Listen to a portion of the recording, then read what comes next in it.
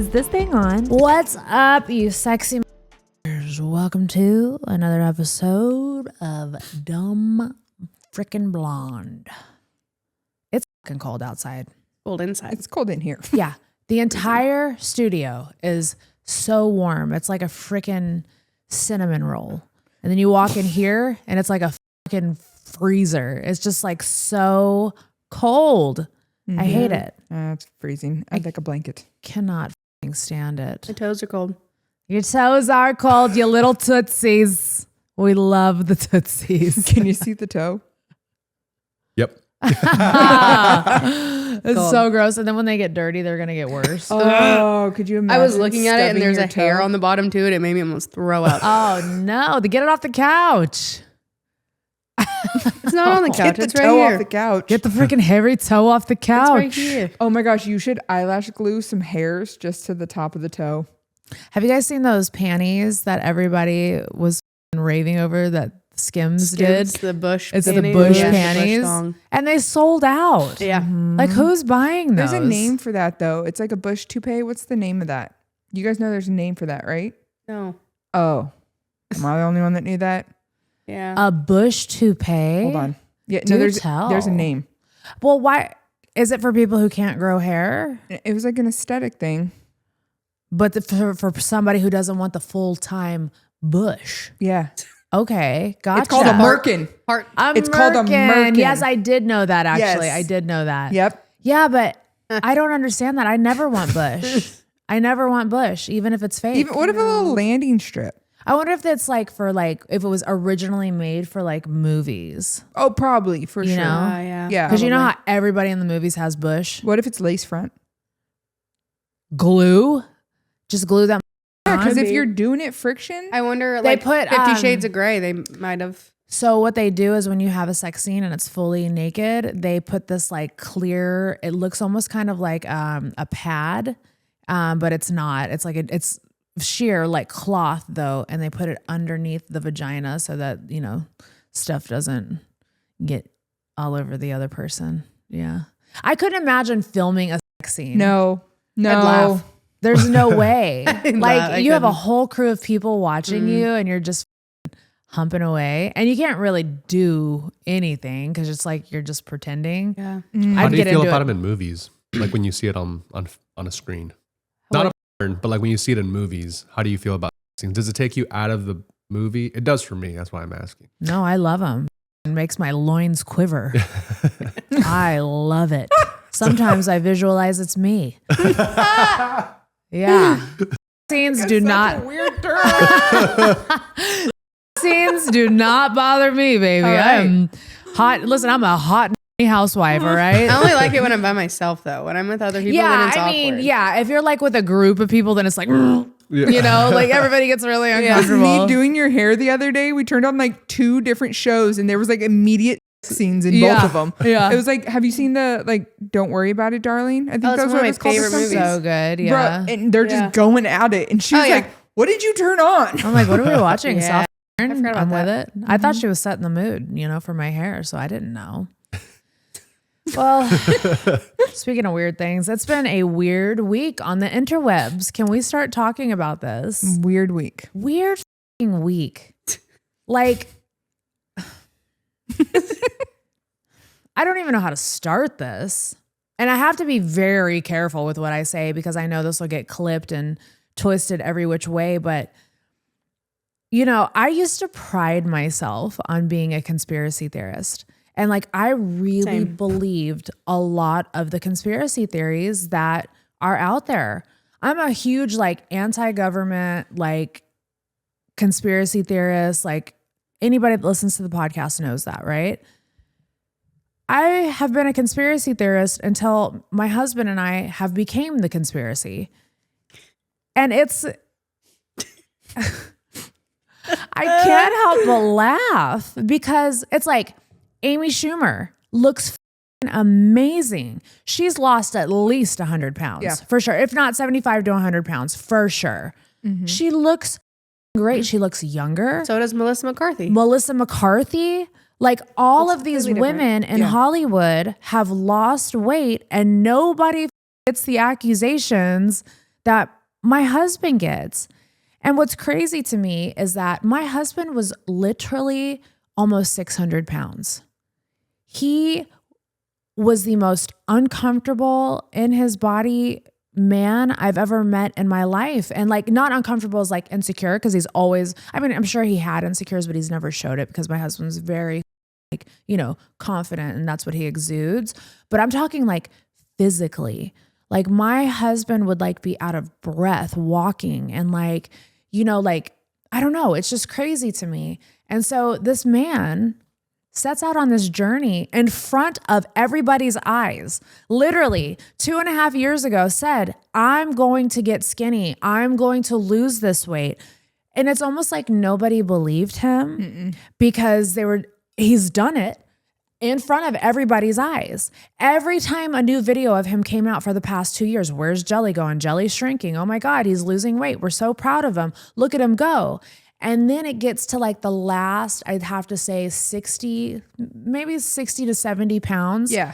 Where it makes a dramatic difference on his frame. My husband is 6'2". He's very tall and lanky. He has like the longest like torso I've ever seen on a human ever, but he's got like the shortest, stumpiest legs. Like it's so cute. And listen, please don't quote that in an article, because somebody literally made an article the other day and they said, Bunnie XO talks about husband's new face, says he looks like Beetlejuice. And it's like, no, I didn't say that. I said his head shrunk, and it reminded me, you know, I was being funny. But anyways, you know, that last 60 or 70 pounds, one was the hardest for him to lose, and two made the most dramatic difference in how he looked. Like it was the last of like the chubby cheeked Jelly that we had, you know?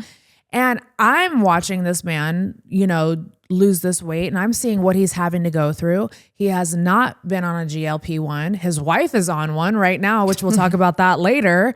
But we've been so honest about everything. Like we would never lie and say my husband lost weight, taking a GLP-1 and not tell people, you know? And so now that he's lost this weight and he's down to like, I think 250 now, which is the lowest he's ever been in his entire life. Here comes all these talking about he's a clone. First of all, what the is a clone? What is a clone? And why is it so bad is what I want to know. Like, are they trying to say that he's dead and he's an alien now? Basically, like he's swapped out for someone new. Yeah. Okay, but what the does that mean? Because he's still doing this. He's still doing the same that Jelly Roll does. I think people, God, this is what really pissed me off. It was the tattoos being on. Everyone said his tattoos look different. Well, duh. If you lose a lot of weight, your tattoos are going to move. But it's the people that don't know a front from back facing camera that thinks his tattoos change. I'm like, you guys are. Everyone thought my black eye was fake because I took a selfie versus you filming it. And they were like, it's on the blue side of her hair. It's the same side. You're just taking a selfie versus and like Jelly doesn't selfie very often. There's not many videos of him just like talking. Yeah. So everything that he does is like someone filming him or on a GoPro. He always uses a GoPro. Yeah. Yeah. But I mean, first of all, if my husband was a clone, don't you think I'd be the first to be like, this motherfucker is not real. He is not real. Do you not think I would? What am I gonna be in a marriage with a clone for? Like, I don't even understand that. But then they try to say like the birthmark under his eye is gone. It's still there. Yeah. The dude used to weigh almost 600 pounds. He's 250. Yep. His skin sits differently. You know what I'm saying? Like, I don't know. And I just feel really bad. And my husband laughs because he thinks it's so funny. But I just feel really bad for him because everybody around him that loses weight gets congratulated. But then he gets dragged into these conspiracy theories. And then that bleeds on to me. Now I'm a high-ranking witch and I'm his handler. Yeah, I saw that. We've talked about the handler thing before. I'm not even going to go into that. Like, I don't even know what a handler does, you know what I'm saying? But I for sure am not. My husband No, it just would never happen. There's just no way. That man, and the more weight he loses, the more sassier he gets. Okay. That dude's not getting a handler. But, the high ranking witch thing, like that's just crazy to me. Like everybody thinks that Jay and I both have this like overnight success story. And it's like, if you really go back and go back on my YouTube. It's new fans. It's people that have not been with you. Go this whole journey. New fans. I challenge you to go back to my YouTube and look at all the videos from where we started and how much work we've put in to be where we are. This shit was earned. It wasn't given. And, I used to really believe that people could like sell their souls and like, the Illuminati and stuff like that. And I genuinely have to question that now because of what people are doing to us. Yeah. I'm sure there's a darkness out there. There's always a darkness with everything. There's a spiritual warfare going on in our world. Absolutely. But it ain't over here. We don't want that.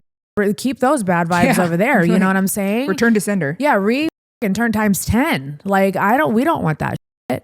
And it's just crazy because now people are just reaching and I'm on my FYP. I don't go searching for this because I genuinely don't give a but this always lands on my FYP. And then the other day I'm scrolling and this man made a video about me, you, and Haley talking about how something about us and kids. And I'm just like, first of all, anybody that knows me knows I don't give a who you are. You touch a kid, you hurt a kid, you deserve to die. Yep. And I will stand on that till the day I die. I don't give a fuck. But this guy took a clip from, in context is key here, guys. This guy took a clip from one of our live streams, which why are you watching our live streams? If you don't like us, why are you watching everything we do? And he only clipped a part where you say, oh my gosh, parents are tuning in on their kids' Twitch and Kicks accounts. And I said, I love that because of the fact that we're new to streaming. We just out of the blue, one day, Twitch made a kick and started streaming. And so when I did that, our fan base was like, what the is Twitch? What the is Kick? Yeah. And they were like, what are you talking about? But they wanted to be a part of our show. We saw it online, which airs every Thursday at 6:30 p.m. Central Standard Time. And so when I said I love that, I was saying like I loved the fact that they wanted to be a part of our show so bad that they were hopping onto their kids' things. And he's like, why would you want your kids watching an adult content creator? Dude, you act like I'm on Twitch. Like, what are we talking about here, dude? We're literally talking about funny things we saw online. I could understand if it was something sexual, but it's not. And the fact that that is where your mind went, that makes me question you. Because I do not think like that. To me, I was like, oh my God, you're on your kid. Like, this is cute. No one in that room thought any different. Yeah. At all. Not one time did that thought cross my mind of like, people using their kids' accounts. Yeah, you're like, hey, like, let me like look at this stream through your Twitch account. Yeah. Like if I need to do, I would go log into my kid. If I needed to see something on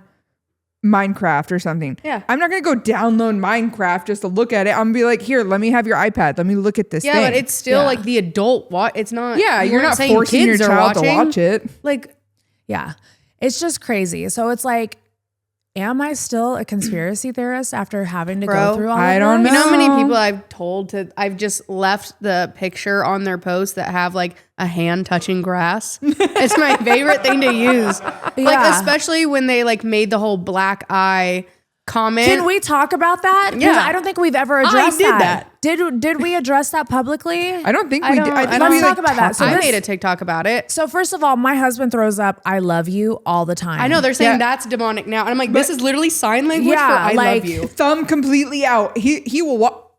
Yeah, like that's this is his he says go-to. I love you. This is like his thing. He'll be like, hey, like that's just how he is. It's I love you. And then there's another thing where he has this black eye and they're like, he's part of the black eye club. And listen, I am going to tell you, I used to be a believer of the black eye club. Me too. Until this started happening. I don't know what it is. It's basically the eye they suck your soul from, basically, when you join the club. So you have a black eye on a certain that, side. or it's also part of a humiliation ritual where you look like you got beat up and you have to go in front of people. So it's like a humiliation ritual too. There's like, it's so crazy. Like, go ahead, explain the black eye. Bro, it was that one music video where it was a bar fight, and they never even released that song. But I had to do a black eye on him because he got like he stumbles out the next morning with a black eye. Yes, like that was like the plot of it. And I also did like Jack. I gave Jack like a bloodied up face and all that stuff. So I did multiple people, but that was like the cover art, whatever. So people were saying he joined it then, and I'm like, that's literally makeup that I did. Like that's not a real black eye. Yeah. And we have video of you. I'm gonna go look back in my archives. We never released the song because my husband actually, it's called the song. We never released that song because my husband said it stands for everything that we don't believe in anymore. And that was the reason that whole entire video got shelved. Yeah.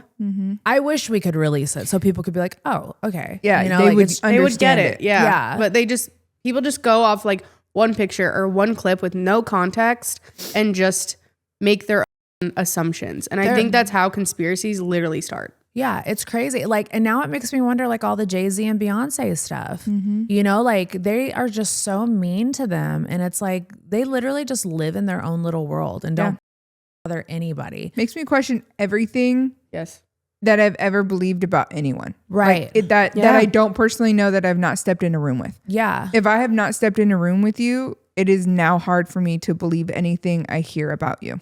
Yeah. It is. And it's like I said, it's just, it's kind of disheartening because it really takes away from all the hard work my husband's done. Yeah. And he loves it. He thinks it's great. Like, he's like, I'm like Gucci Man now. He's like, people think I'm like Gucci Man. And I'm like, Gucci Man's still real. He just is dealing with mental health issues. But people called him a clone. I know, which is crazy. It's like they'll make fun of them when they're bigger. And then once they fix that and do something about it, then they like make fun of them even worse or just call them fake or whatever. So it's just like damned if you do, damned if you don't. But I still can't wrap my head around the clone thing. Like, what the we asked chat, like what the is a clone and like what does that mean?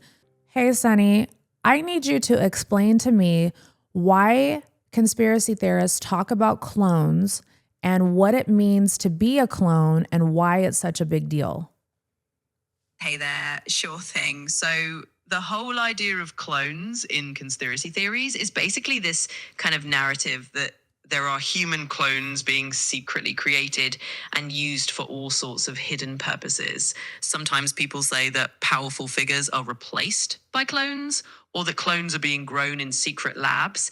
It's kind of a science fiction-y idea that's taken on a life of its own.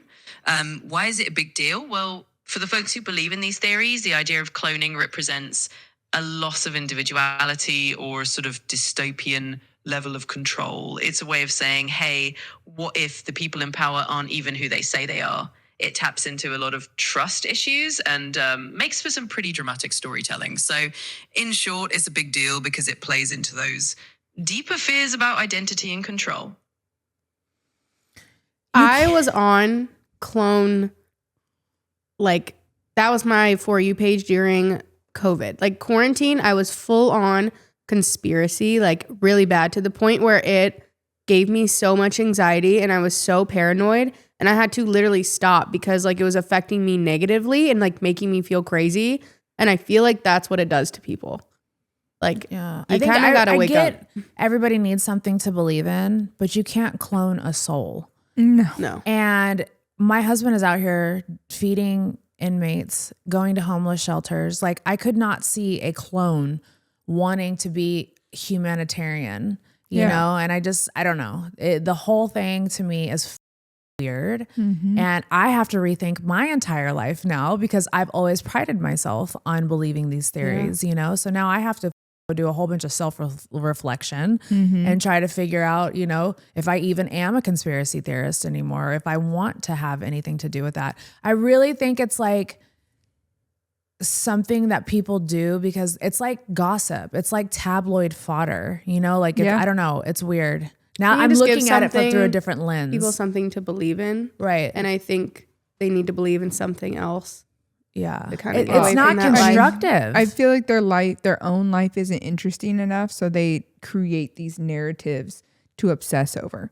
Is truly what it is. It's like it's like people who have to they like strive in chaos. Yeah. And that may be something that stems from their childhood of like they're too calm in their lives right now. Like I saw a TikTok about this the other day and it was like you almost have to create chaos because that's the only way you know to live is in that fight or flight. And so it's like this is like working them up so much that they feel normal in that fight or flight moment. But it's like in reality, look what you're doing to the person you're making it up about. I think people that are truly happy in their life don't do stuff like that. Yeah. Exactly. Yeah. I feel like it's harmful, not just to it's not harmful to us because it doesn't affect us, but it's harmful to them because, you know, they're just spreading so much hate is essentially what it is. Yeah. And that karma, that comes back around. It's a cycle. Like, it is. And that you're just creating your own karma at that point in which you will never find that happiness because you're so obsessed with creating. It's like celebrity worshipers, basically. Yeah, like absolutely. Which is sad.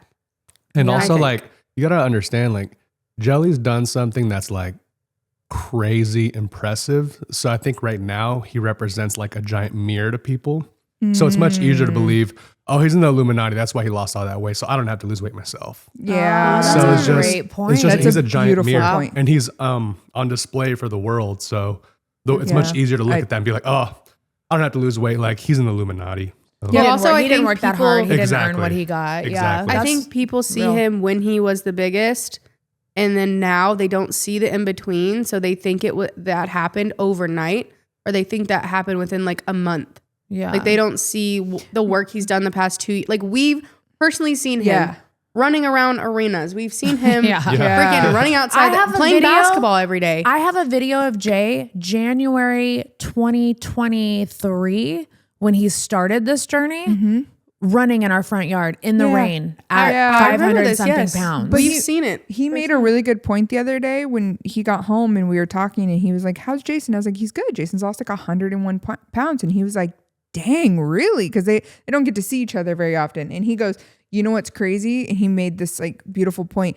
When you are the size that the boys were, it takes almost 100 pounds for people to notice. Right. Yes. Yeah. And that's what's so crazy because in my mind, I'm like, dang, you're right. Like at the size I was, it wasn't noticeable until I hit 75, like 50 to 75 pounds was like, I started getting recognized for my weight loss.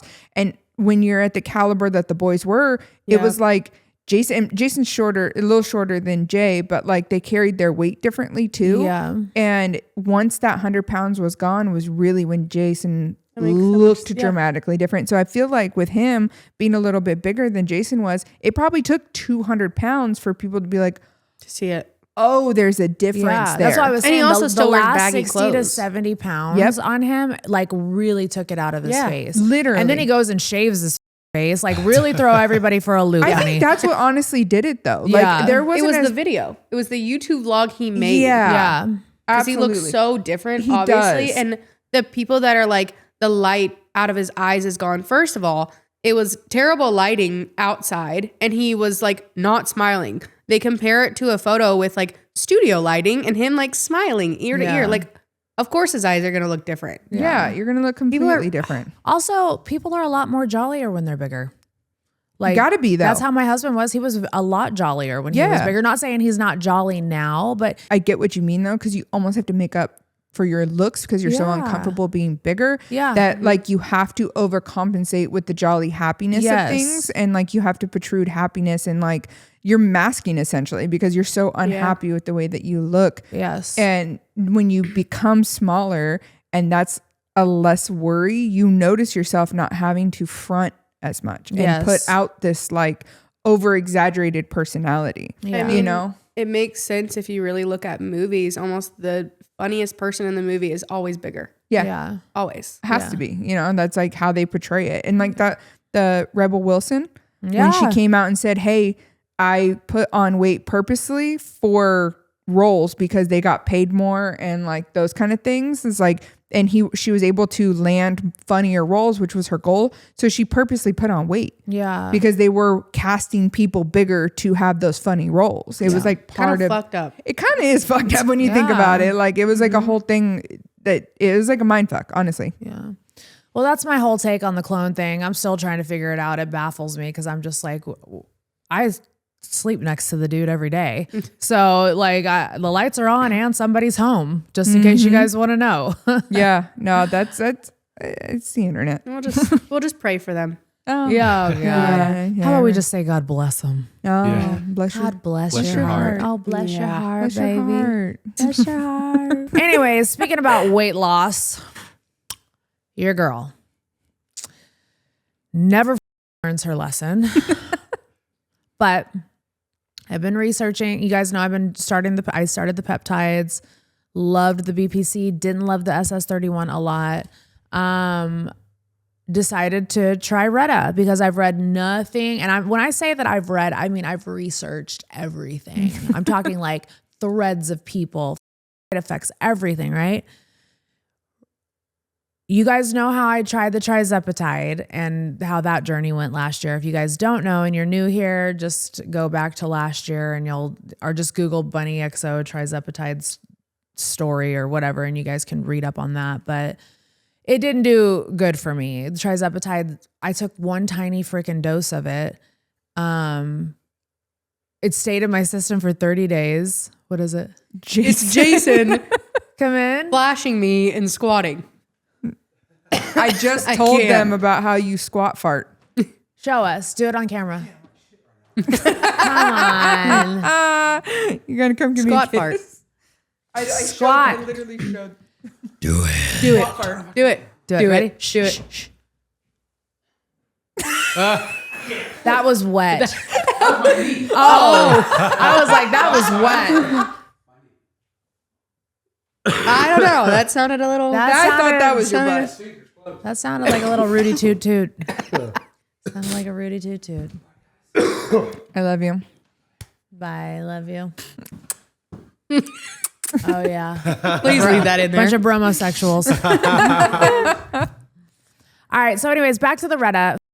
I tried trizepatide. I took a tiny bit of it. It stayed in my system for 30 days off of one little tiny microdose. Gave me, I slept the best I've ever slept, but gave me I was like hypoglycemic. Like it was crazy. It just sent my body on a thing, and I had depression and had ideation on it, and I just didn't like it. I felt like I had chemical warfare going on inside my body. So I've been reading about Retta, which is a GLP-3 and antagonist, I believe. And listen, I'm not a doctor, so I don't use the right terminology. Don't come against me. But I noticed on Bert's podcast that I was in, I said, I've taken, my insulin is double what it should be. And some lady was going to bat in the comments, and she's like, that doesn't make any sense. What does that mean? I literally am almost insulin resistant. That's exactly what it means. Okay. Your body doesn't know what to do with the insulin. Exactly. So and I hate when people are trying to come at me about my health. Like I know what the talking about. Awful. So I'm not insulin resistant yet, but I am there. So my A1C should be in the 4s. It's in the 6s, probably the high 6s. And my, not my fasting glucose, but the other one, the insulin, I have to pull it up, is in almost 10. And it's not supposed to be there. It's supposed to be 5 or half of that or even lower than that. So my doctor said, let's try Retta and see if we can get those numbers down. Am I also doing it to lose weight? Absolutely. I can't lose weight right now. And if you've been listening to the podcast, you have heard me complain for the past 2 years how my body has completely stalled. It has stalled because my body's not processing insulin correctly. And I think I did it to myself. All my fitness girlies out there, 2 years ago, I was perfect size that I wanted to be. I think I was 154 pounds, super tight, super tiny. That's tiny for me. And I stopped working out, but I was still eating high protein, low fat, high carb. Carb is energy. So if you don't have an energy expenditure and you're not getting those carbs out of your body, they stack up as insulin in your body. And I think that's what I did to myself was that year and a half that I took off for the gym and was like, I'm going to train myself. Yeah, no, I will not train myself. I didn't train myself and I myself. So anyways, I get my little vial of Retta. Yeah. And it's a 10 milligram vial of Retta that you put 1 milliliter of BAC water in it so that it makes it perfect. But If you have a super sensitive system like I do, you're supposed to put 3 milliliters of water in there. So I thought I was doing a microdose, but I ended up taking what Haley took last week for her first time, because we're all on Reddit here. Yep. I found out that I ended up taking what Haley took. And I actually think you took more than me. Huh? I think you took more than me. 0.2? I did 0.2. I did 0.2. Oh, okay. I thought you said 0.3. No, I did 0.2. No, so the Okay, water then, yeah. that you put in there is supposed to be 3. Am I supposed to be putting fucking water in mine? No. If you want to know, Yours is already pre-mixed. She if likes you want to to do her dilute it, own. yeah, I have to Okay. do my own. Okay. So I'm supposed to dilute it a lot more. What you guys are doing is probably just the 1 to the ratios. But anyways, for the first 8 hours, I was great. I was like, oh my God, I'm in the clear. Everything's great. I'm going to be fine. And then nighttime falls. And all of a sudden, I feel like I took a Sudafed. I feel like I was on meth. Like it was the craziest feeling in the world. And I'm like, okay. So I start pounding magnesium and I'm like, I'm just going to go to sleep because I do not feel good. I fell asleep for an hour, woke up like a crackhead. My heart rate was at 120 beats per minute. I was like, I had to violently. I had to get up in the middle of the night. I'm trying to calm myself down. I'm like, oh my God, I'm going to die. And then it hit me. I was like, oh my God, this is what happened whenever I was having that problem with the rice a few years ago and I kept having to get rushed to the hospital. So I was like, oh, I need sugar. So I pound of coconut water, put a ice pack on my chest and took some Benadryl. Boom, my heart rate drops back down to normal because my resting heart rate is like 52. And so I tried to go back to sleep that night. It was crackhead sleep. I woke up. You showed me the chart. Your chart literally looked like this: sleep, awake, awake, awake, awake, sleep. Yeah. Awake, awake, awake. It was like the craziest up and down I've all ever night seen. long. Like I did not get any sleep. I felt the most horrible I've ever felt in my life. So I start researching. Nobody has had symptoms like this. Not one person that I've talked to has had these symptoms. So I'm having to figure this out for myself, but I'm taking bits and pieces from like threads that I'm reading. So I just start pouring electrolytes into my body. And that saved me. I felt so much better. Night 2, slept better than I did night 1, but still was crackhead sleep. And then by day 3, I was back to normal. I do still get kind of like a little bit of like anxiety, but as soon as I drink magnesium, I'm brought right back down to baseline. So on this, I literally have to be on magnesium 24/7. But do I think it's better than Retta? Or do I think it's better than Trizepatide? So far, yes. But I have to take another microdose tomorrow with the diluted stuff. And we're going to see how it goes. If it sends me for a loop again, I don't know. I have no idea. Like, I don't know what to do. Hopefully it'll be mixed differently this time. Yeah. So it should. And then you learn to take it at a different time. Yes. So I'm going to wake up at 7 o'clock in the morning and take this shot so that by 6 o'clock at night, if I start getting cracked out again, I can just start pouring electrolytes into me, can start taking magnesium, take Benadryl, and like just calm myself down. Yeah, you'll know what to expect. But man, it's rough. And everybody else is fine. You guys are fine. I have a little bit of anxiety, but it's like worrisome anxiety. It's like my brain will kind of run a little bit. And I think that's me weaning from one to the other too. Coming off fucking feel shit. Trizepatide onto I'm a tank. You are a tank, dude. You don't take, how much Trizepatide were you taking? Bro, the doctor, we were sitting in the doctor's appointment together and she goes, how much?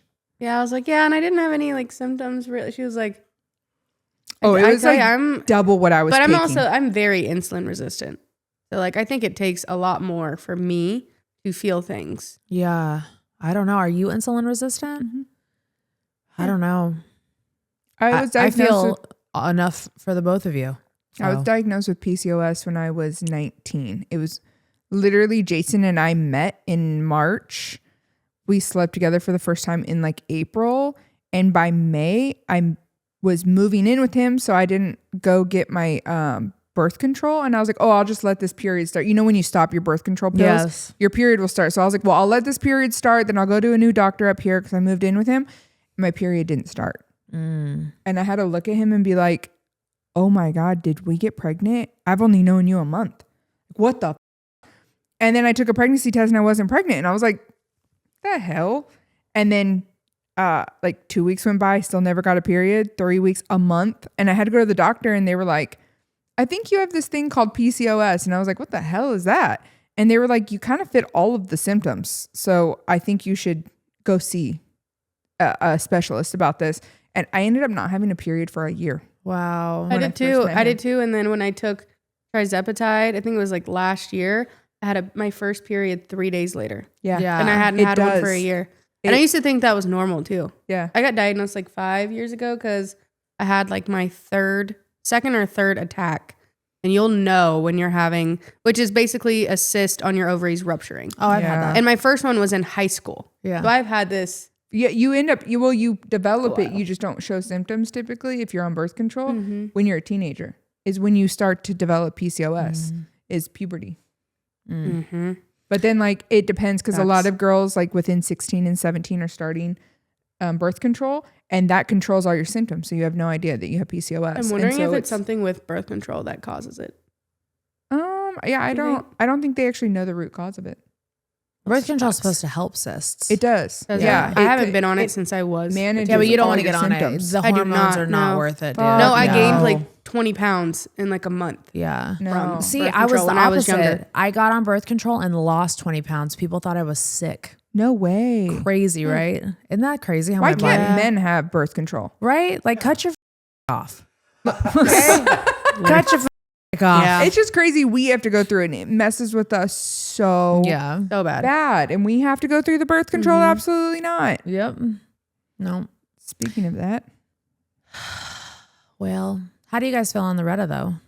Are you guys loving I it? don't feel shit, but I have lost 4 pounds. Yeah. I woke up yesterday and was like, what is this number? I was like, I weighed myself 3 times because I didn't believe it. Aw, That's awesome. I know. I love it. It happened Have you overnight. lost any weight on it, memes, or just... I did, but then I like fluctuated a little bit. It's weird. It's like... Same. I lost and then I fluctuated up a little bit. it's like going back and forth. Like one day it's lower, one day it's higher, one day it's lower. So I think... Your body's just trying to adjust. I think water has to do with it too, because I remember the night before I weighed myself, I had peed a lot more than a normal day. So remember we learned that... That's how you lose weight?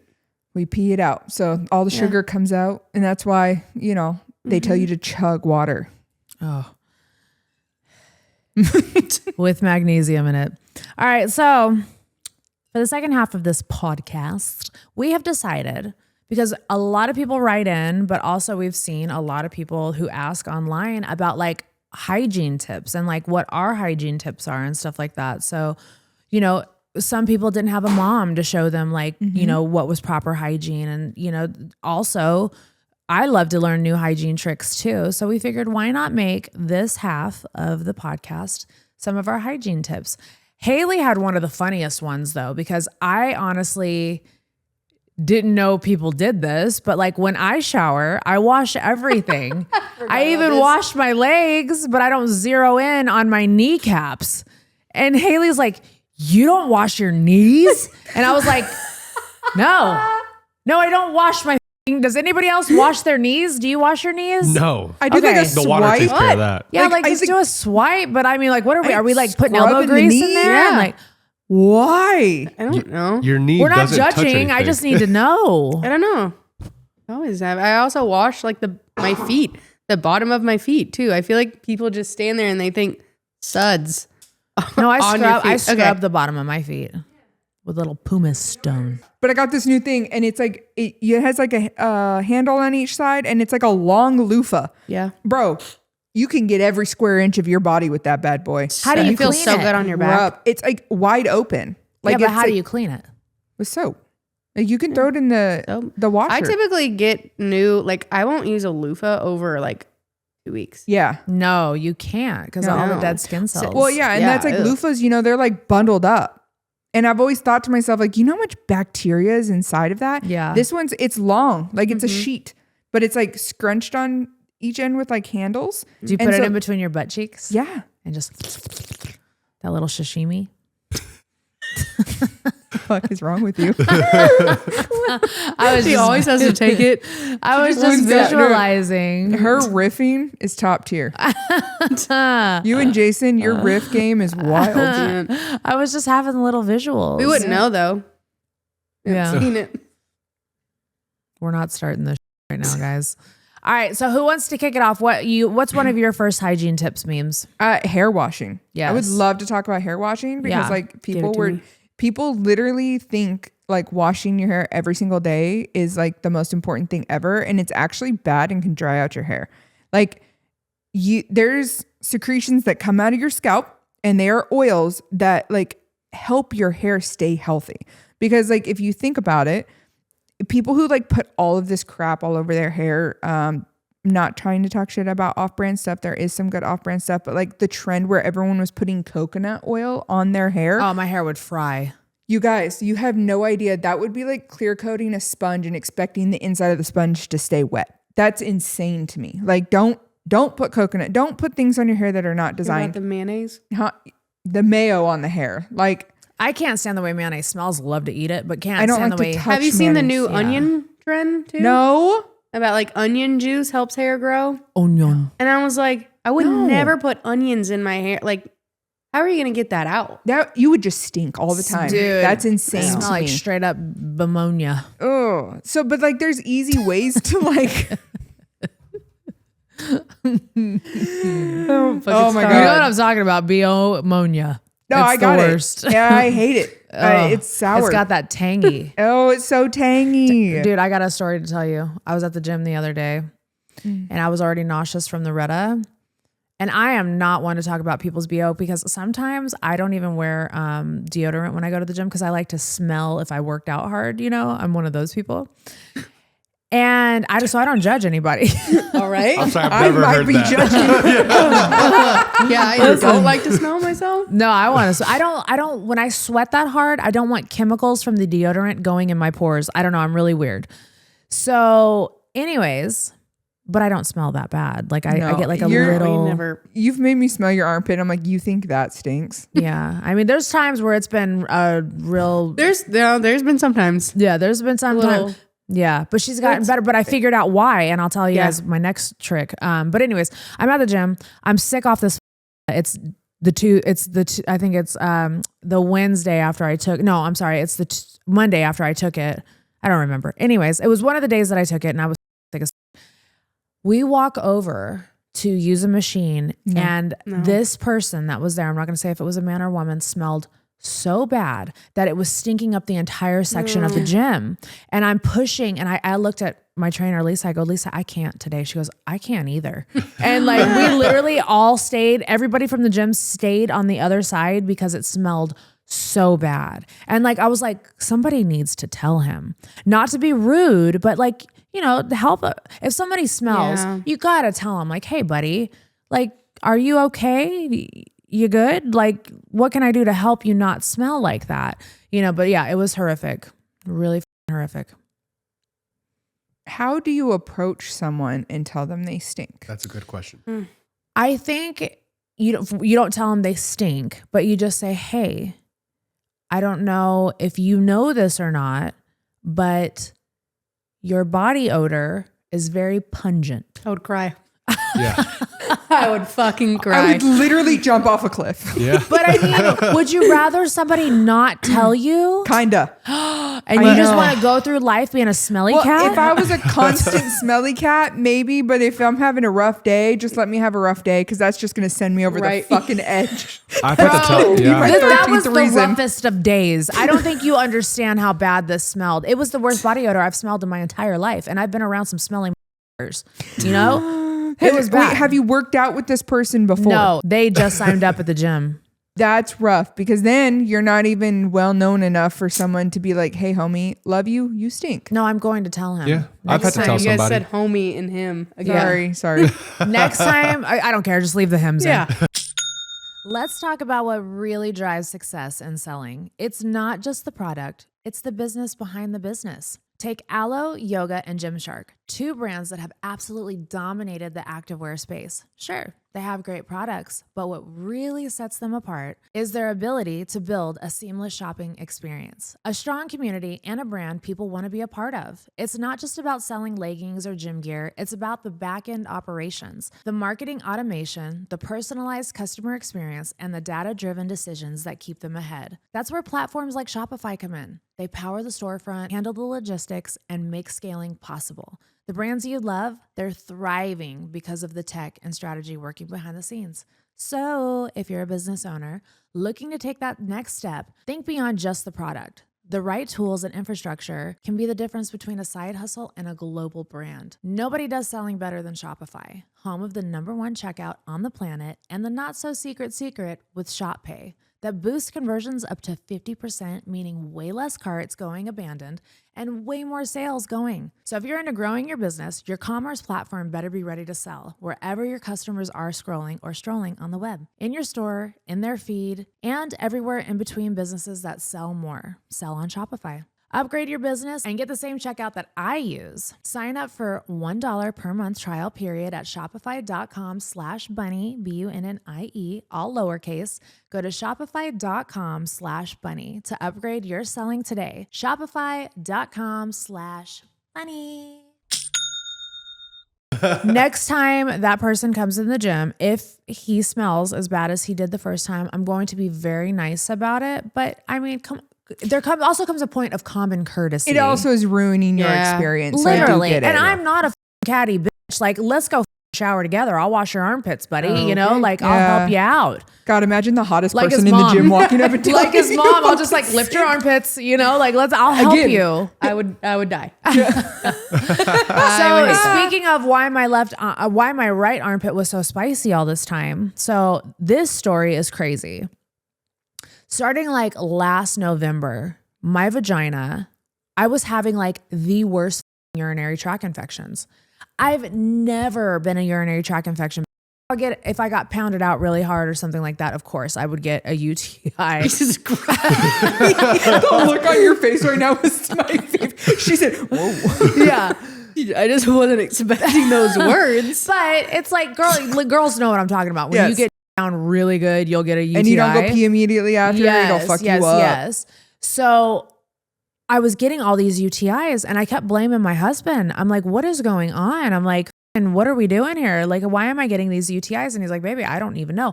I went to multiple doctors because I'm like, what is happening? So finally, almost a year later, I go to my doctor and I'm like, look, I am getting just reoccurrent UTIs and I have bladder cancer? Like, what is happening? Because I was so fucking stressed out. And she's like, let's get you a ultrasound and we'll look around or whatever. Everything came back perfect. She's like, I think that you're just at that age where you need to start using vaginal estrogen. Maybe you're getting tiny tears like anytime you have sex and it's creating these bacterial infections. And I'm like, it's that time, you know? And listen, I started using the vaginal estrogen and it was amazing, but it didn't get rid of my bladder infections. And so I'm thinking, and I'm just like, it's repeating over in my mind. I'm like, what the is doing it? And then a light bulb went off. I need to switch my soap. I've been using Johnson & Johnson baby wash my entire life. And I'm like, maybe they changed something in the ingredient, right? So I'm like, what's it going to hurt? I've already tried everything. I've been on every antibiotic you can think of. I'm using vaginal estrogen now. Let's try it. So I go and I buy baby Cetaphil baby wash and I use it. And I'm telling you, the first time I used it, my vagina went back to normal. Wow. Yes. No. Isn't Johnson & Johnson in a lawsuit? Yeah. Or has been? I didn't know, but I was Ovarian reading about it and cancers and it's like the worst shit but it Yeah. has so much like fragrance and stuff in it. Yeah. And this baby wash Cetaphil has saved my life. So one of my tips here is, I know that they say to not use any wash on your vagina. They say you're supposed to use just water. I can't do that because I just feel like, I don't know, I work out, like it's, musty. But wait, let me clarify that because I was confused when I started seeing that online. Like, don't wash your vagina. I think I could be wrong. In it. No, they Like mean scrub just it. Well, because you gotta they say that too, but they say to only use water and that your vagina will figure it out itself. And because it's self-cleansing, you know? And I'm not one of those people. I just can't. I can work out. Like I wear tight stuff all the time. So no soap? No soap. Like a lot of people use water. that. And we're Can't do not that judging either. anybody who only uses water. You know, 'cause some people are like, I'm super sensitive. So I'm probably one of those people who only needs to use water. But if you're going to use anything on your vagina, make sure it is like fragrance free and like super gentle, or else you're going to go through what I just went through for the past year. That's crazy. Because I've been a huge Johnson & Johnson baby wash fanatic my I used that entire gold life. soap that we use in our armpits. Yeah. That's crazy. I didn't even think that You use the antibacterial soap on your vagina? It. Anywhere that's near it, yes, but not like I don't scrub it. You don't touch your lips with it though, do you? No. Okay, I was going to say that'll f you up. You'll get a yeasty beastie. No, that's why I said you got to like scrub around it. And I feel like so many people hear that and they're like, oh, I'm not using anything down there. And I'm like, no, there's still crevices and things around nooks and crannies. Get the nooks and the crannies, but like don't be shoving soap in there. Yeah. But so that was a wild ride that I went on because I was using the wrong soap. Soap can also change your hormones too. Like I noticed a huge difference when I stopped using Bath and Body Works. Yes. I don't use Bath and Body Works products anymore at all. I want to look up that Johnson & Johnson real quick on that. While you look that up, do you mind if this leads into another thing that I want to teach people about? So while I was on this adventure of having these nonstop UTIs, my doctor, Dr. C, who came on the podcast, was like, you need to try this supplement called D-Mannose. And I'm like, I'm not trying any supplement because my body's so sensitive. And she's like, no, trust me, try D-Mannose. So I'm going to read to you guys what D-Mannose is. And when I tell you, if you take this before and after sex or anytime you have a bladder infection, it will be healed and you will not have to take antibiotics. I need this. It is a lifesaver. I need it because I've had bladder infections since I was basically born. They don't know what it was. I had so many testing as a kid because they thought I had like pinhole holes in my bladder because it was so bad. And like I've always I could literally hold my pee 5 minutes too long, raging UTI. Yeah. And I remember the worst one I just recently had. We were driving back from Calabasas after a podcast, Brittany's podcast. I held my pee over the mountain till we got back to the hotel. You guys, I ended up having to go on so many medications. And that was what? A 20-minute drive? Yes, you need this D-Mannose. It's going to save your life. I'll order you some to your house. So D-Mannose is a type of simple sugar. It's naturally found in cranberries, apples, peaches, and berries. That's right. Comes as a supplement powder, which is the one that I've used. I've never taken the capsule. You might be able to stomach the capsules. I just did the powder because I like to control it. Even though it's a sugar, it doesn't spike blood sugar the way glucose does because your body absorbs it differently. The biggest benefit of it is recurrent UTIs, post-sex UTIs, bladder irritation from bacteria. Some studies show D-Mannose can work as well as low-dose antibiotics for prevention without killing your microbiome. Wow. How it works. E. coli bacteria stick to the bladder wall using little hooks. D-Mannose coats those hooks. The bacteria can't stick anymore. They flush out when you pee. D-Mannose makes the bladder too slippery for bacteria to stay. What the heck? So anyone who gets frequent UTIs, women who get UTIs after sex, people sensitive to antibiotics, people getting bladder irritation from stress or hormonal changes, it's so gentle. Even sensitive bodies can take it because I take it and I love it so much. So ladies, if you are having a problem with UTIs, D-Mannose powder, amazing. That can makes attest. So much sense. I'll literally finish off those bags of cranberries and it'll help. Yes. Everything just start working immediately. Yes. That was an old trick that I've used my entire life was just to eat cranberries when I felt a UTI Cranberry coming juice, on. Or the juice. I like to just eat the cranberries, but the juices too. Yep. I just feel like the juices have so much more sugar. They're so much more processed than the actual cranberries themselves. So that's why I like those better. But knowing this now. Oh, game changer. It's going to change your life. Going to change your life. Absolutely. All right, sorry, I hogged all the freaking tips, but go ahead, Haley.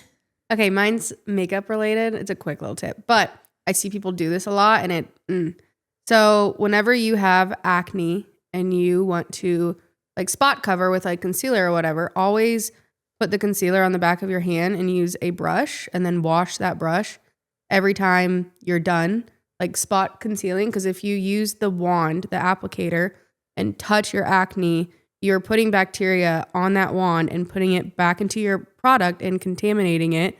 So then when you keep using it, you're just creating more acne on your face. So if you use a brush and clean it every time, it should actually help your acne. You really shouldn't put stuff on acne unless it is closed. You do not want to put any makeup on open acne. I remember doing someone's makeup one time at MAC, and she had open wound acne, and that's like a biohazard. Like there's blood. And I was like, I'm sorry, I can't touch your upper half of your face. She got so mad at me.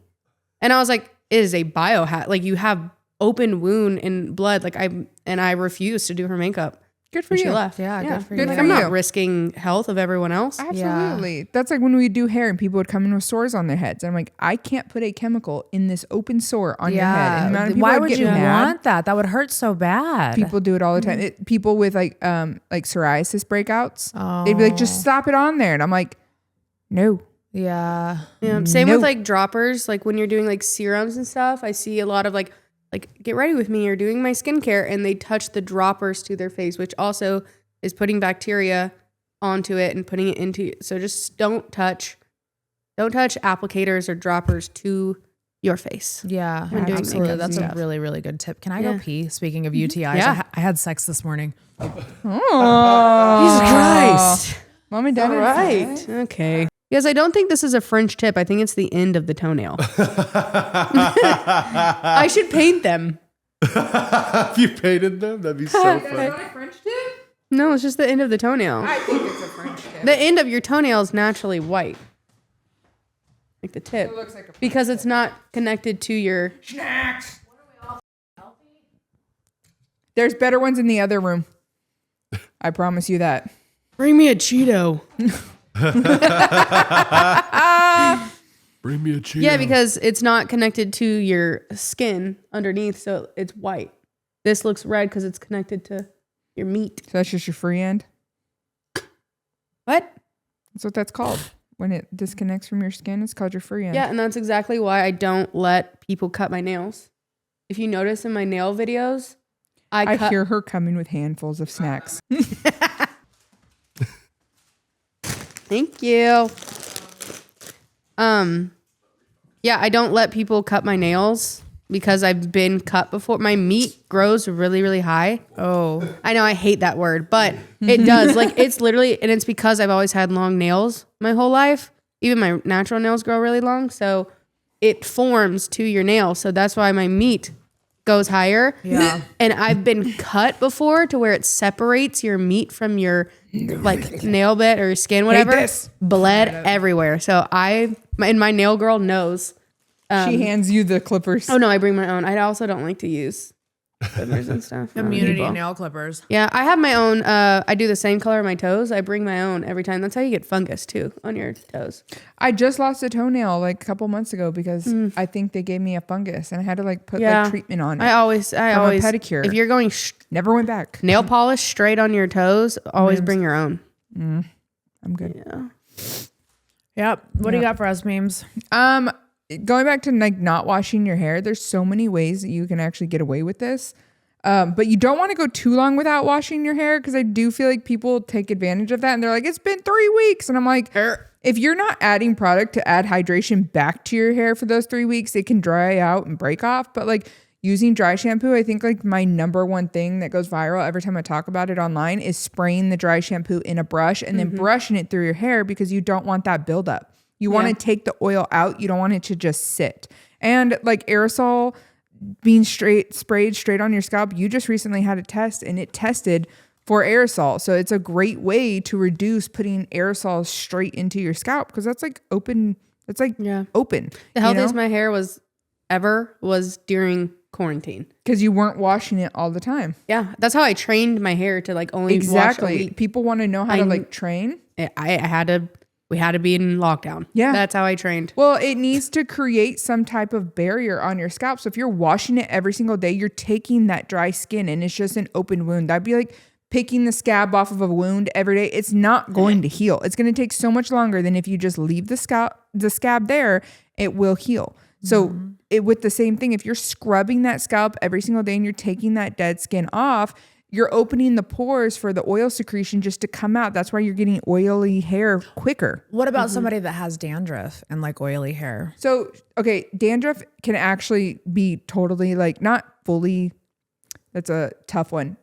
Some people mistake dandruff psoriasis. There's like so many, if you're like seeing stuff on your scalp, a dermatologist needs to be able to identify whether it is psoriasis or dandruff, because those are two different things and they're caused by two different things. You can actually, leaving your hair wet and putting it up in a bun can cause dandruff because it's actually a bacteria. Dandruff isn't dry scalp. It's a bacteria that is happening on your scalp, and that can come from dirty brushes. That can come from a million different things. That can come from dirty fingernails scratching on your scalp, and you cause yourself this essential infection, in a way of saying it. But then you have psoriasis. Psoriasis comes from internally out, while dandruff is an external thing.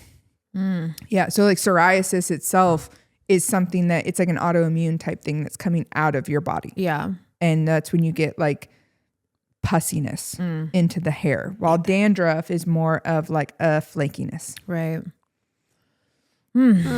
Well, mine's going back to the vagina.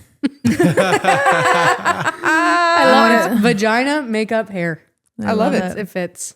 So I have a shaving hack, because I guess it's just not just vagina, but I have a shaving hack that I've done my entire life. I never have ingrown hairs around my bikini line, and I know some girls really suffer with having Me. Okay. So one, I only use men's razors. I will not use a woman's razor. I think they're weird and they like, I don't know, they just don't work good. Two, I shave with baby oil. What? Shaving with baby oil is a game changer, dude. You will not get bumps if you shave with baby oil. Make sure you wipe it off after, because it will leave a film on you. But yeah, shave your bikini line with baby oil. Just pour it on there, shave with it. I'm trying that. time. Try it and let me know how it goes. Yeah, show us a picture.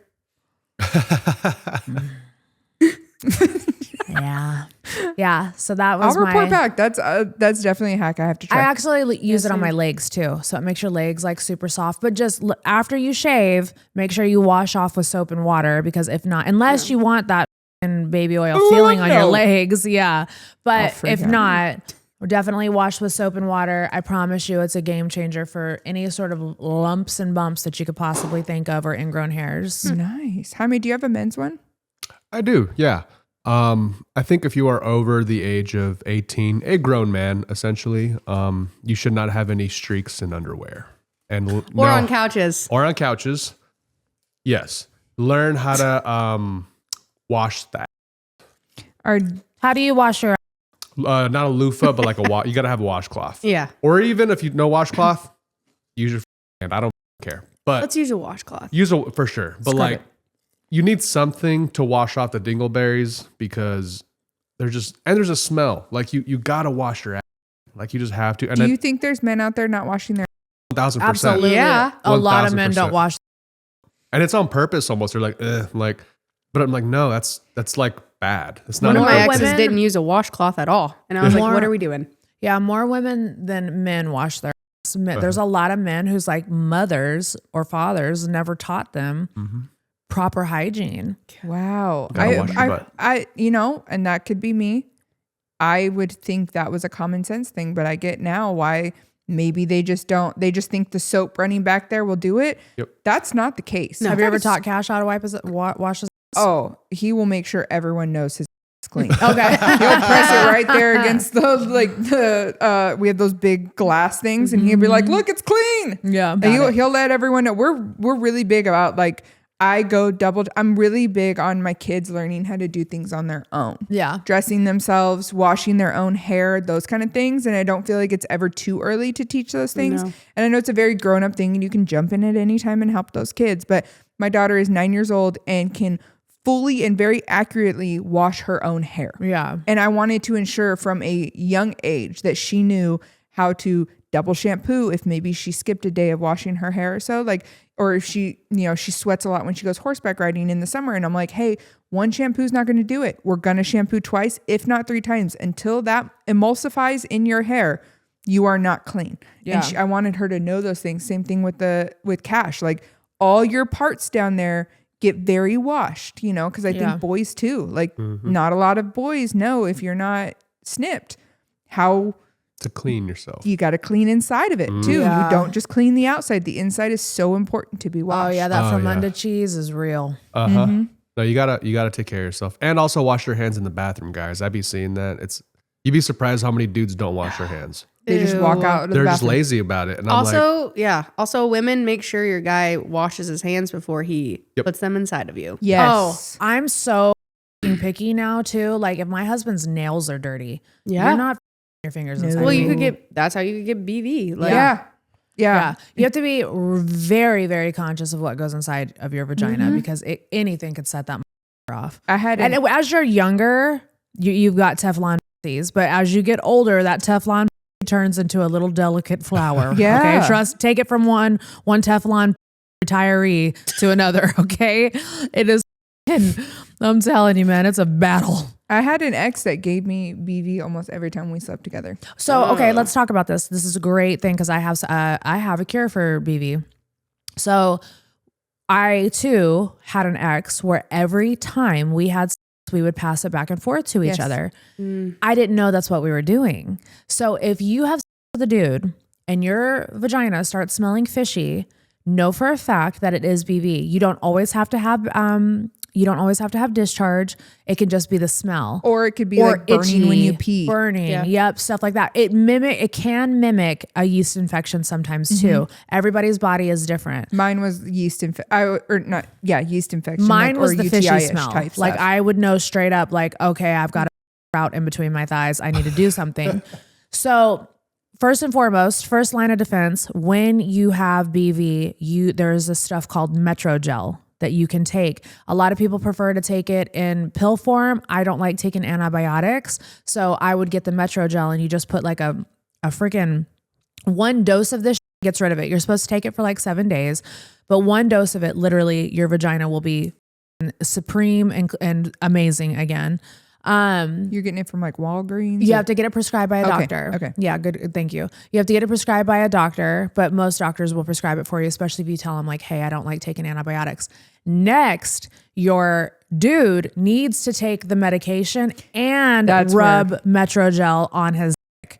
Because if you don't, and he doesn't finish that medication and you don't rub Metrogel on his dick and just let it dry, next time you guys have sex, you're going to get reinfected. That's what kept happening to me was like, I would go cure it. And he was very shameful to me saying this was a me problem. Right. But he never went and got it fixed. So BV he just is kept from men. giving it because to that's me. the only time you get it. Exactly. I was like, man. but I was young. I was like 17 at the time. And like, he literally. Was he other girls? Thinking back now, probably. Yeah. So a lot of men who multiple women end up with BV. It's just, and especially men who don't wear condoms. Yeah. And what's BV? It's bacterial vaginosis. Oh. So it's like a fungus that grows in your body. I could be, I don't know if is it a fungus? It's a bacteria. Yeah, it's It's like a a bacteria bacteria. that a man will give to a woman. Yeah. Essentially. Wow. Yeah. Yeah. So it's like, but again, and a girl's vagina will smell like straight up fish because of it. So if you smell a girl, like if you go into a bathroom stall after a girl goes in there, you can smell the fish and you know that it's bacterial vaginosis. mine never smelled. Mine always mimicked UTIs, but I would like go to like Planned Parenthood or something and be like, I don't know what's going on. Why do I keep getting a UTI? And she was like, no, this is BV. Yeah. And I was like probably 17, 18 at the time. I don't remember. It was when I was like with him for those 2 years. I just remember being like, oh, this is a me problem, because he would shame me and being like, you've got a dirty vagina. And I'll be like, I'm only with you. And then as I like years go by, I was like, oh, that mother. Yeah. Yeah. He was the one that was like out probably now that Dirt you said, diggler. the girls and was bringing things back to me. And I would always go to the doctor and get it cured. And then he would give it to me again. Yeah. I had a guy freak out one time when I told him like, hey, you gave me BV.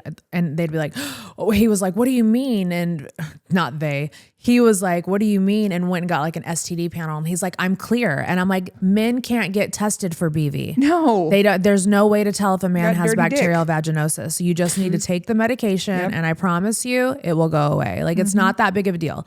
BV is not a big deal. It's very common. But it happens all the time. You don't get it from other girls too. Like just having dirty and like something down there, having dirty and giving it to her. You could be in a marriage for 20 years, never slept with anyone else and still give your partner BV. Yeah, absolutely.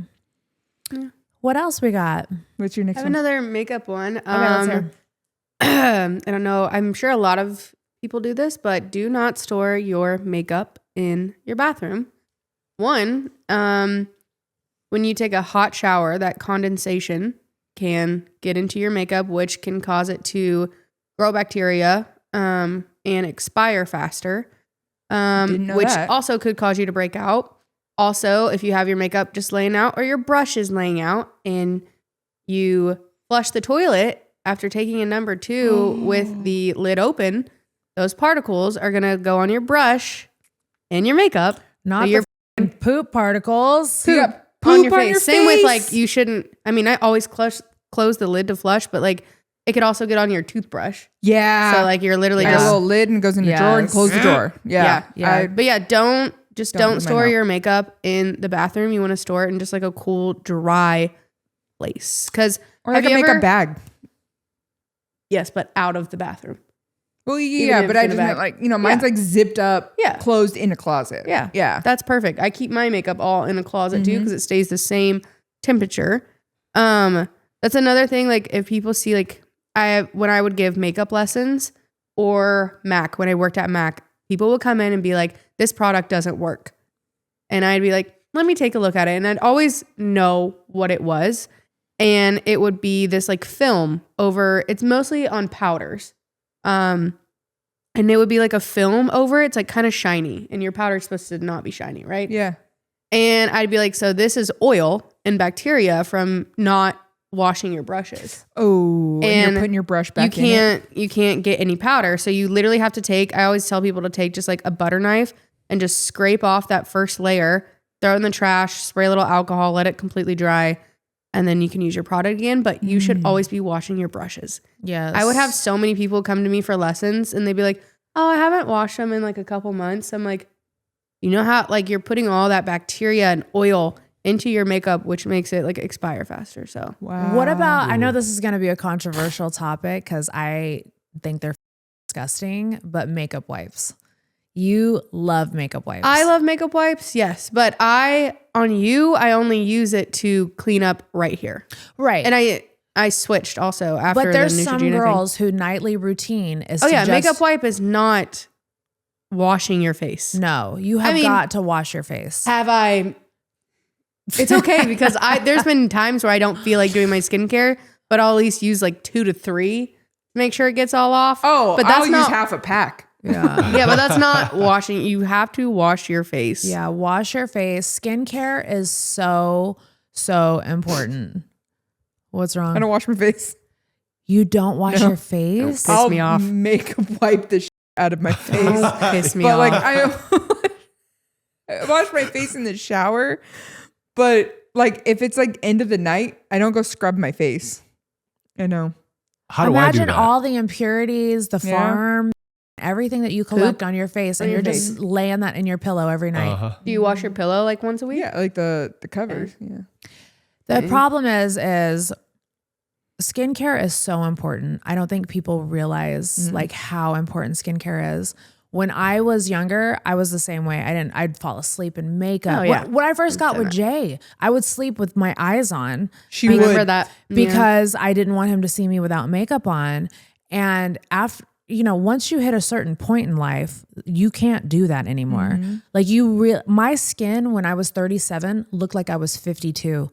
I had so many like acne scars. I had dark spots all over my face. Like if I showed a picture of what my skin looked like at 37 compared to now, it's night and day. I always say you look so much younger than when I first Benjamin Buttoned. You went backwards. You look younger now than when we met. I appreciate that. And I'm not saying that for accolades. I'm saying it because like I truly 100% believe in real skincare. Now listen, I've seen some girls on TikTok who do that whole derobing thing. You don't or whatever. need a fucking 20-step routine. No. You do not need that. I literally, when I so over consumerism. Literally, you need a good gentle cleanser, which I use from fragrance free. Yeah, fragrance free. I use what is it called? Oak Essentials. Oak Essentials. Love Oak Essentials. Shout out to Oak Essentials. They do not sponsor me, or do they? At one point they did. At one point they did, but they don't, and they're not paying me for this at all. I use Oak Essentials. I use their, I think it's like raw milk gentle cleanser. And then at night, I literally just put a huge glob of their moisturizing like gel. It's not gel, moisturizing, like it's not cream either. What is it called? Like an oil almost all over my face. I put it on my eyelids. I put it all the way down my neck, down to here. And I just soak in it every single night. And that is all I do. These other girls that are doing like the 10-step skincare things, I can't do that. I don't have time for it at all. No. Me, I don't have the patience. And I feel like the more I put on my face, the more up it gets. Like it breaks out. No, that's how I feel too. I Same, told her that one time too. It's like I'm so minimalist with my skin. Yeah. And like I use like the CeraVe SA cleanser or whatever like that. That's what I wash my face with in the shower. And then I use sometimes if my skin is dry, that blue Laneige. Yes, I wear that. And what's the stuff you had me buy in France?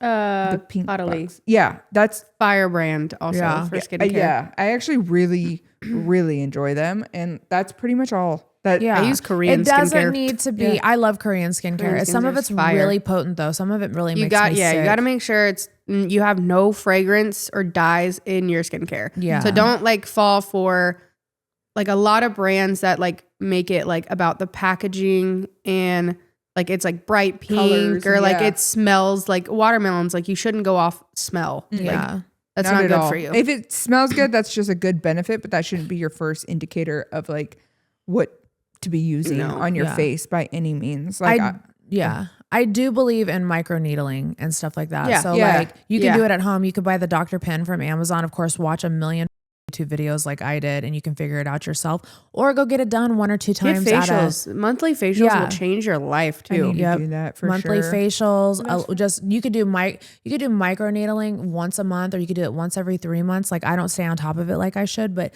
it's such a game changer, and you don't have to have a million products to do this stuff. I would love your guys' opinion on this because this is a hill I will die on. Your face has a certain amount of like collagen it'll make in its lifetime, right? And then eventually it gets wrinkly.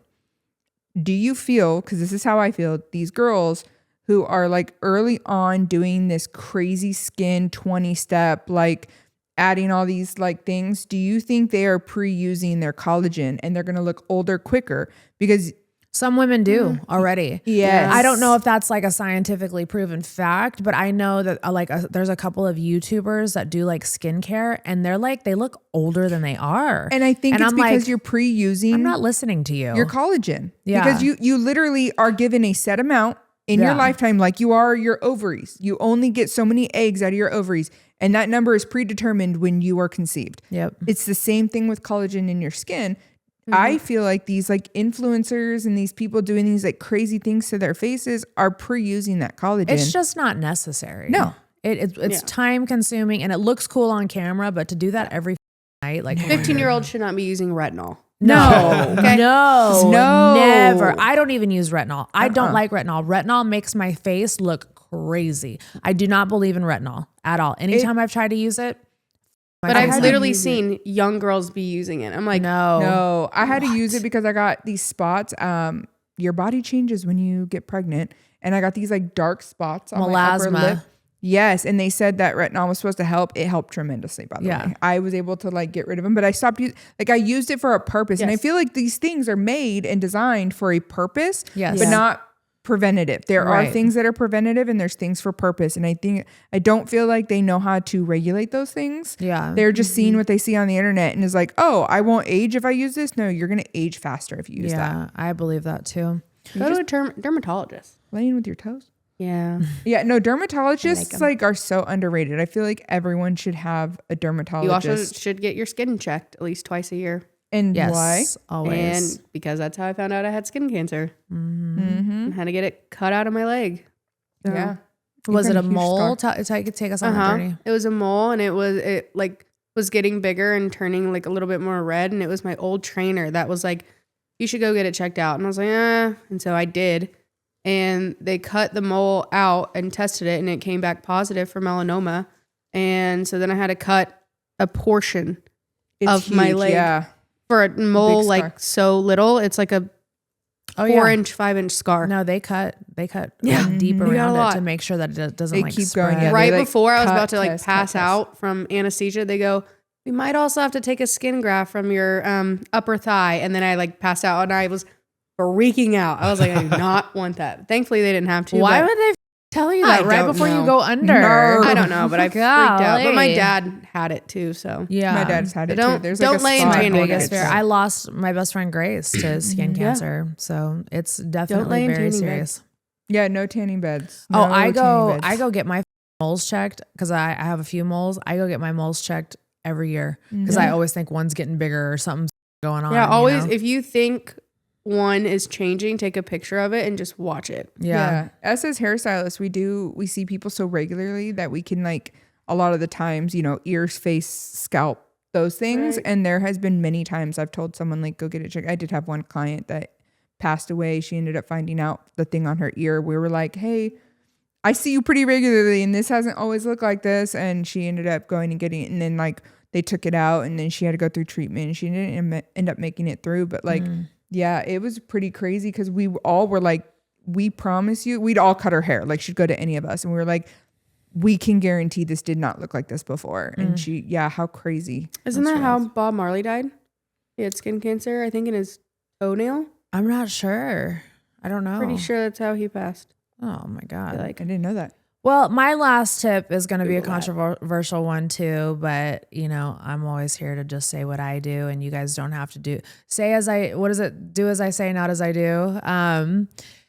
I truly feel like after watching the TikToks with people finding mold in their pads and tampons, how toxic they are for your body. When I wear tampons, I cramp so much more. I'm talking like my cramps double if I ever wear tampons. But so I haven't worn tampons in maybe 10 years. Like I really do not wear tampons. I stopped wearing them because they were hurting me and they were just so uncomfortable. But now that everybody's finding the mold in the pads, I have invested. Of course, I used to wear the diapers all the time because, and I still do off and on, but I've discovered period panties and I love them. Okay.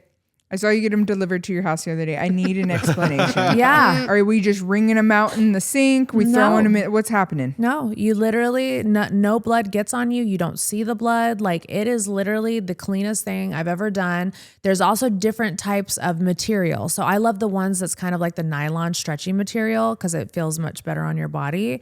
But like on the inside, there's like a cloth pad on the inside that absorbs everything. Okay.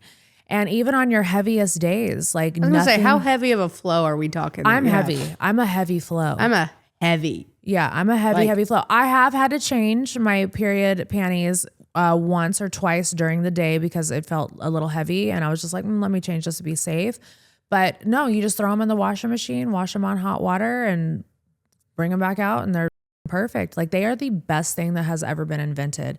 And I truly feel like it's the safest route right now. And I know there's going to be people who are like, that's still a certain type of fabric against your skin, but yeah, it's not inside of you, Yeah, I feel like I'm becoming allergic and this is so crazy. I don't even know if it's true. I think I'm becoming allergic to tampons. It happened to me. How old are you? Causing 33.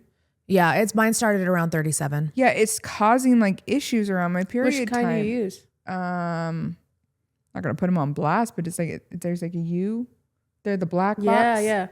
Yeah. I switched to like the all natural. It's like a orange box, and then there's one like a the tub. Honest brand? And Aura maybe. Oh, okay. I don't know, but I can tell a difference switching. Yeah, I'm gonna have to. ended up doing diapers for a while. And what is it causing you? Like just pain. Just pain down there. And I'm like, I don't know what's happening. Like it has to be because it's always around my period time. And it's like the day after my period ends. I'm just like, man, it just hurts down there. And then it just clears up and it's fine. So I told Jason the other day, I was like, I think I'm becoming allergic to tampons. Yeah. They're not good for you. No. Tampons are so bad. If you research the ingredients, bleach, everything. So much. And we're literally putting that inside of us. And did you know that your vagina lips, just at that entrance right there, are huge estrogen receptors. So that like controls the hormones for your entire setup down there is right there, about like a pinky finger in on your vagina. And you're just shoving something in it. Just shoving a just toxic cotton ball up there.